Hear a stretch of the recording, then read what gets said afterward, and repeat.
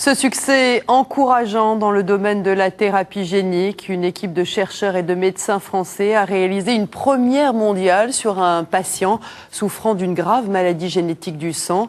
Après 3 ans de recul, on peut dire que l'essai est concluant et a changé la vie du jeune homme. Jean-Marc Pitt, Marc Félix. Ils se connaissent depuis 20 ans. Françoise a vu arriver un jour dans son service de pédiatrie un bébé de 1 an atteint de bêta-thalassémie. Cette maladie génétique du sang provoque de graves anémies.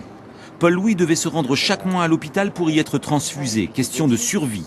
Il y a 3 ans, Françoise a incité Paul-Louis à expérimenter un protocole de thérapie génique inédit des laboratoires du CEA et de l'INSERM. On observe à l'âge adulte quand même encore beaucoup de décès, d'insuffisance cardiaque. Il y avait tout un ensemble qui faisait qu'on avait espoir, nous-mêmes en tant que médecins, dans ce protocole de thérapie génique. Et donc, comme on aimait bien Paul-Louis et qu'on pensait pouvoir lui donner une chance de vivre mieux, c'est bien sûr qu'on l'a encouragé. Si ça marche sur moi, ça marchera sur les autres. Donc, si je peux les aider à les convaincre, à leur donner de l'espoir...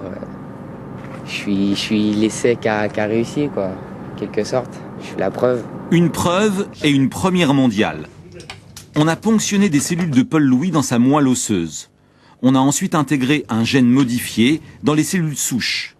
On s'est servi pour cela de coquilles vides du virus du sida. Puis on a réintroduit les cellules souches ainsi modifiées dans l'organisme du jeune homme. Nous avons de bonnes raisons de penser que les choses sont stables pour lui.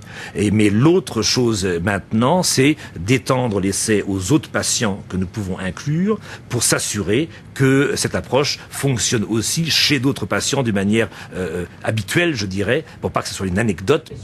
La prestigieuse revue scientifique Nature a célébré cette semaine cet exploit en une. Paul-Louis a quant à lui trouvé un emploi de cuisinier et goûte la liberté d'une vie sans transfusion.